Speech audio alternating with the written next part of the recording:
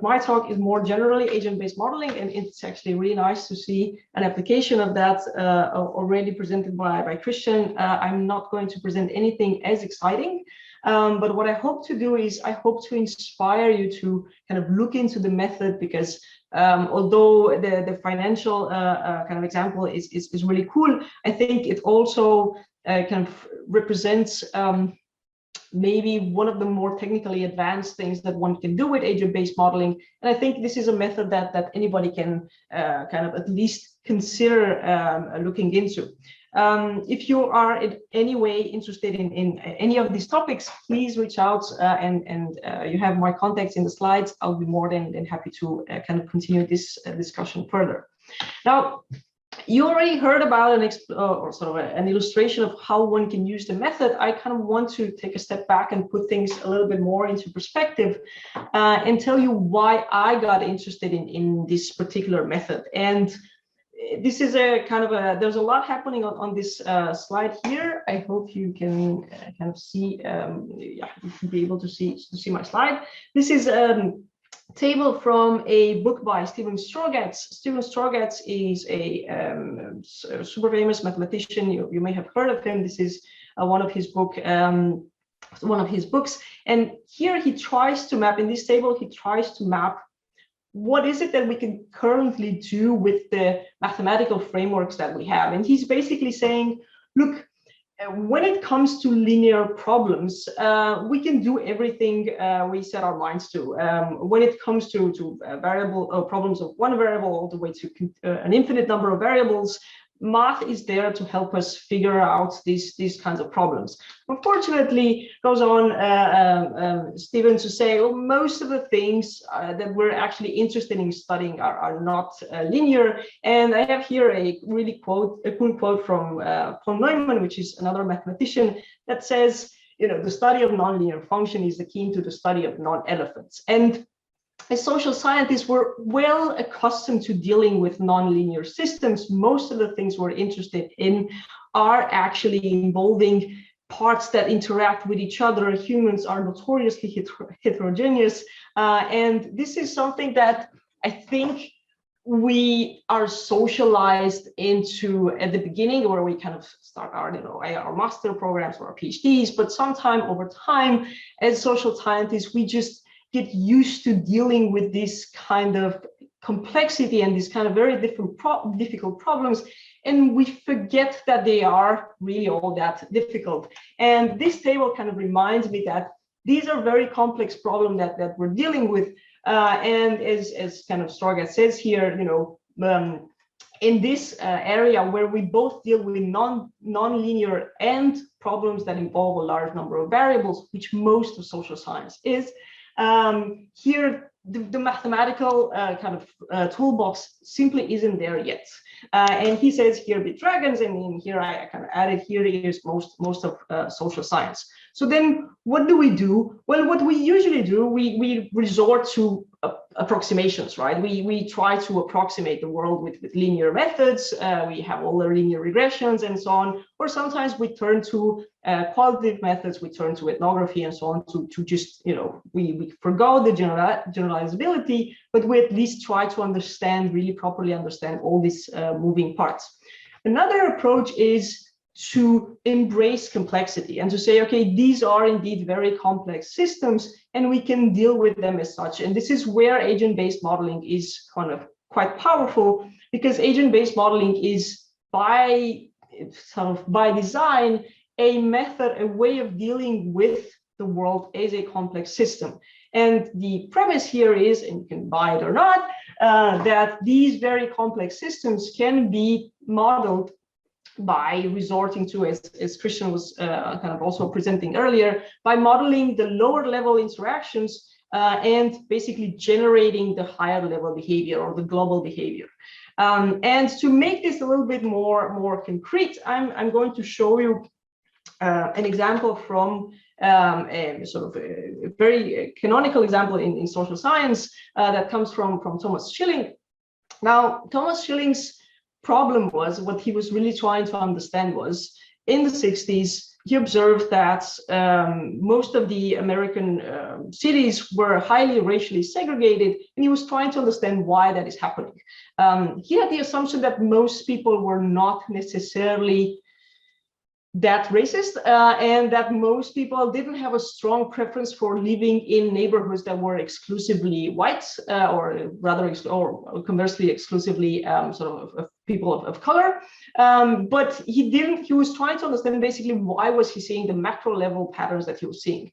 And in order to do this, he set up this very simple model where he said, well, okay, so we are living here in a two-dimensional world, and every person has 8 neighbors, so they are therefore the center of a 3x3 grid.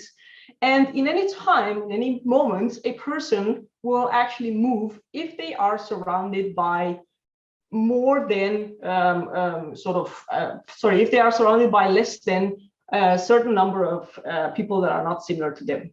And this was basically the entire model. It's a very simple rule. And then he tried to see what happens. And I will show you in a second this simple model and how things are actually playing out. Let me just share my screen here. All right, so now you should be able to see, this is a model created in NetLogo by the very nice people from Northwestern. You have all the links in the slides. But basically, this is where we start off. This is a random distribution of blue, orange dots. And the rule is the one that I told you before. And then we start off with people wanting at least 30% of their neighbors to be of the similar color. So blue dots want 30% of the surrounding dots to be blue. Conversely, orange dots wants at least 30% of the surrounding dots to be orange. And now we're just going to go once to see what happens. Now, it might not be obvious, but things are starting to look a little bit more segregated than we started. So if I just click one more time, this is basically two time steps, it already looks quite more segregated than when we started, when it was completely random. If I let the simulation kind of run until it stops, until we have everybody happy in the world, what we see is actually that the world became quite more segregated than when we started. Now, if I change this threshold here to be 52%, so most people would like to live in worlds that are predominantly similar to themselves. So most blue dots want to live in neighborhoods, that are predominantly blue, but not dominantly. It doesn't have to be that it's just blue neighbors that they have. And again, I hit go just to see what happens. Now, it's a little bit slow, but hopefully you start to see that the world becomes quite more segregated than before. And this is quite unexpected, because we are actually now imposing a and the world becomes quite more sort of segregated than before. And even more so, we are actually seeing that there is a barrier here happening, that the white dots are sort of unoccupied dots. And now I'm just going to run the simulation one more time, and this time actually with 85%. So people would want to have similar neighbors. At least 85% of the neighbors on average should be at least 85% of their neighbors should be of the similar color. And now if I'm just going to hit go, and then now it's quite a bit slower, but what you were hopefully seeing is that what is happening right now, we are actually looking at a world that is not becoming more segregated. Even if people actually want to live in quite a segregated universe, once we increase this threshold to 85%, rather unexpectedly, what is happening is a lot of people are unhappy, but on average, what we are seeing is that people are living in neighborhoods with 50% sort of similar neighbors, and we are nowhere near the 85%, and we are nowhere near the super segregated world we have just seen before.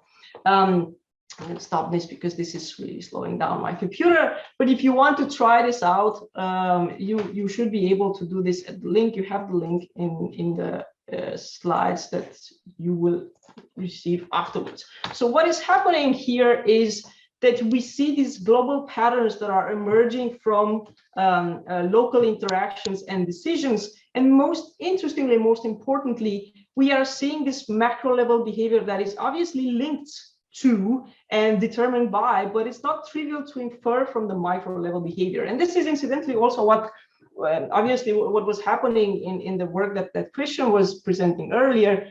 We know what is happening at a micro level, but it's not trivial to understand how this translates into the macro level behavior. This is why a lot of people are saying that agent-based modeling is a third way of doing science. While previously we were thinking about induction, we go from data to theory, or about deduction, going from first principles to theory. Agent-based modeling, by definition, starts with a set of assumptions. People will move when a certain threshold is met. But unlike in deduction, what is happening in an agent-based model simulation is that you don't prove theorems. Instead, what you do is you generate you generate data that can be analyzed inductively. So in essence, an agent-based model is a computational thought experiment.